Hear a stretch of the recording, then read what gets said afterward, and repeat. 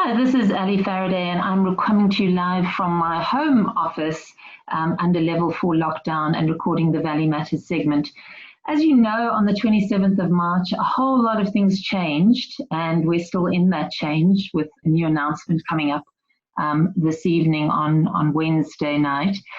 And for a lot of people, that became the difference between being able to put food on the table and not being able to feed their families at all. And the people that I'm speaking about, particularly in our valley, who have been very affected by the economic meltdown that has happened, live in Masipumalele and Ocean View. And there have been many schemes to assist with feeding our residents, our vulnerable residents. And last week I was chatting to a friend and she said to me, you just have to interview Joffy Mills from the CareCompany. So I'd like to welcome you, Joffy, to Valley Matters. Hi, Alison. Thanks for getting in touch. Yeah, cool. I know you're a very busy person and having a very, very busy time of it at the moment. But perhaps you could just tell us a bit about yourself and the CareCompany, and how did you get involved? So the CareCompany is actually a not-for-profit that I founded about 9 years ago. We're based in Fishhook. And in normal circumstances, we provide home-based care for the elderly, all over the Cape Town area, out as far as Stellenbosch and Somerset West.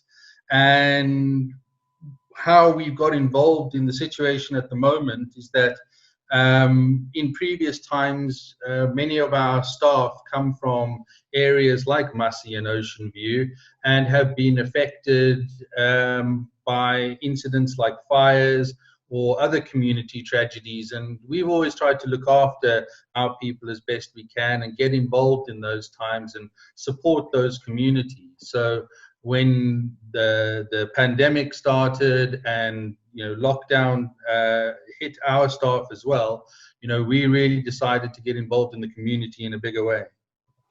That sounds fantastic. So what is the current situation in these communities?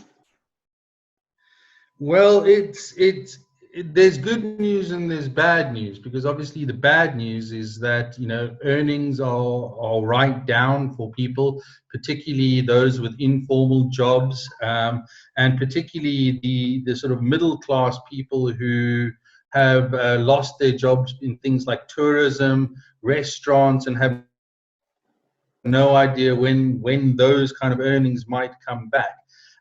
So there is a lot of hunger out there. People are falling behind on bills, but there is good news in that we in the Valley really have pulled together, both within those communities and from the communities that surround them. And there are some fantastic organizations, and I'd like to name Living Hope and the Ocean View Mosque, Feed Our Valley, working in Red Hill, that have really jumped in, taken action. And the good news is that this crisis hasn't yet become a disaster. We are really working hard, and for now everyone's just about getting by, and we're trying to sort of make sure that nobody falls through the cracks. Of course, that is really the big issue as we hear the government rolling out various assistance packages. They don't seem to be any help to foreign nationals. And of course, we do have a lot of foreign nationals living in, probably more so in Massey than anywhere else. Yeah, we have a large immigrant population that have come here either for family, extended family, work, and find themselves, far away from home, as it were, in these difficult times. And really that's, the gap into which we as a society and a community are trying to step. There are feeding schemes which are feeding the kids while the schools are closed. There are meals on wheels, although a lot of it is delivered by hand for seniors and people who are too frail to cook for themselves. There are food parcels going out to families that are struggling with hunger. There are vouchers going out for shops like Checkers and ShopRite that people can also use for things like electricity and airtime, and all those things are necessary to try and maintain some form of normal life. And while the government's program has been sort of slow to come online and is mainly just through topping up the grants at this stage, foreigners and locals alike are all welcome at these feeding schemes that we've been working on. And I know that none of the programs we work with discriminate in any way. And we are absolutely clear on that. So I'm very quick when somebody tells me that they've heard about foreigners being turned away or not getting access to particularly a community-driven effort, to make sure that that's followed up on. Fantastic. That is very heartwarming, and I do always believe in the best side of humanity and love our valley for its generosity. That's for sure. Now, tell me specifically, what is your role in all of this? I can't imagine that you're spending hours and hours making peanut butter sandwiches. No, fortunately, we have people all over the valley doing all sorts of things like that.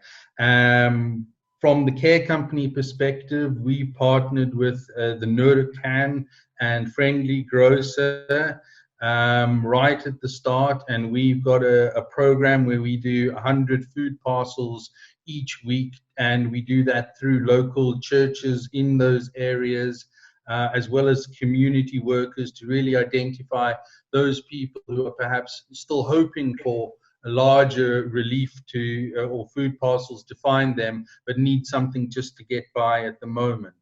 And then in my personal capacity, one of the things I noticed is that there was a lot of activity, a lot of groups getting involved right at the start, and it was quite a lot of second and third hand information going around about who was doing what and where people could access food and who was doing the cooking and who was doing the feeding. And I come from a business consulting background, so immediately I thought, what I need here is a spreadsheet. And since that sort of morphed into a lot of time on the ground, visiting the feeding schemes, talking to them, working with them to make sure that their sustainability has been, looked at, that they're considering things like nutrition, that, we're checking that they do worry about things like, are the kids sanitizing their hands? How are we able to sort of keep people social distancing even while queuing for food? How can we do these things with dignity, so it's not making a family line up for a cup of soup? It's about somebody in the community perhaps cooking food and then sending somebody around to each house with a sort of a container for a family meal, and then that family can sit down together as they normally do at the time that suits them in their own way, and still have that sort of continuity of their family life. So what I've tried to do is build the bigger picture. I've created a map. I've got contact information for everyone. I've tried to sort of bring people together to allow for better resource sharing, particularly when somebody brings a huge amount of perishable goods. There's very little refrigeration for that kind of thing. So it's about who's got stuff that they can share. And if we all share the resources that we get when we get them, there'll be more than enough for everybody over time. So really that's where I've been focusing my efforts is kind of trying to bring people all onto one big group for this effort, which requires such a monumental effort. So it's kind of an oversight role and finding out where the gaps are and filling them from your side. I know when we spoke earlier, we spoke about the idea of giving a hand up and not a hand out. And we also spoke about the idea that communities would be left in a better position after this crisis has disappeared. Can you tell us a bit about that? Sure. I just want to say one thing. You used the word oversight, and while typically that kind of big picture thinking is for oversight, really one of the things that we found is that everybody is working as equals. So this is about information sharing. This is about not telling anybody how to do what they're doing. stopping people from contributing in any way. If they don't want to kind of join this network and they're happy doing their own thing, as long as they're helping, that's 100% fine too. But it does allow us to find those gaps in those people that are happy to work together. And it does allow us to find resourcing. So, where we've been getting in donations, while, we are seeing people are donating fresh fruit and donating canned goods. We've got some of the big suppliers donating dry goods. We've been able to absolutely then look at those kind of long-term needs and say, well, can we help equip kitchens better? Can we find a creche who's able to cook for the kids they normally look after, if we give them a gas burner and a pot? And we're happy to say, let's put funding into these things, because absolutely then the long-term benefits, hopefully long after this crisis has passed, is we've been able to resource those people to absolutely continue doing what they're doing without imposing on them what they do or don't have to do. If they're doing a great job and they can do more, if we simply gave them a pot and a cooker, then absolutely let's give them that leg up and they can carry on doing their work their way. That sounds fantastic. Just give us a sense of the scale of this thing. How many people are you feeding, or are all these schemes combined feeding a day?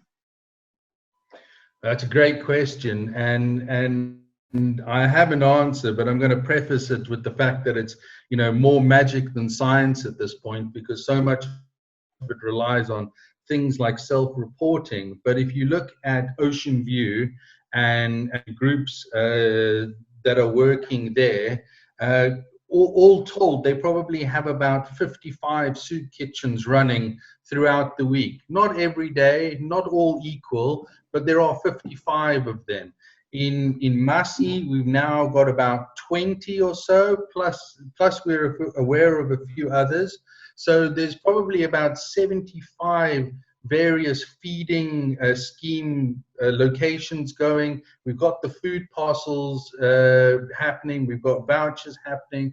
And I would say then, to answer the question after that long introduction, that we're probably feeding somewhere around 7,000 to 10,000 people every day in one way or another, whether it just be helping them with a breakfast, whether it be replacing the kids' school lunch with a nice hearty meal, or even just a food parcel for an elderly person that they can take to their neighbor, and then their neighbor will put it in the pot and make sure that elder is looked after.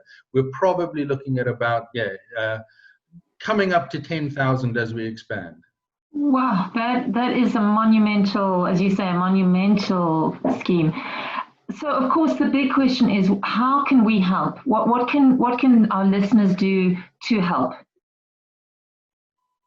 That really is the $1 million question in more ways than one. Right now there are teams working and they need resourcing. They need equipment, they need gas for the cookers, they need electricity to keep the lights on, and they need hand sanitizer, gloves, and they need food.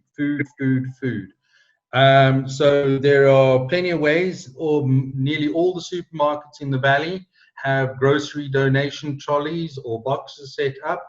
Please, guys, put in cans, put in fresh donations. The stuff gets cleared regularly. There you can get involved and join the effort, as it were.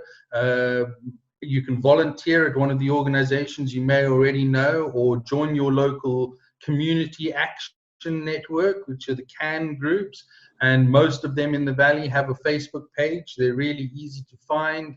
Join, follow their page, send the admin a message, tell them what you can do to lend a hand. And then there's also, of course, financial contributions, because we are trying to buy equipment, we are sourcing bulk goods, and when it comes to that, all of these organizations, we're all collaborating, we're all part of the bigger picture. So find a group or a cause working locally that you can really get behind and support them with everything you've got. Oh, it's really inspiring to hear you talk like that. And really, everybody can donate something. My family and I have been making, I'm afraid to say, we have been making peanut butter sandwiches and donating bags of fruit to our local feeding scheme. And everybody can be doing something at this time. Joffy, just want to thank you so much from the Zone Radio family for joining us on Valley Matters, and well done to you for the work that you're doing. Thank you for having me. It's been great to have this opportunity to share a bit about what we've been doing.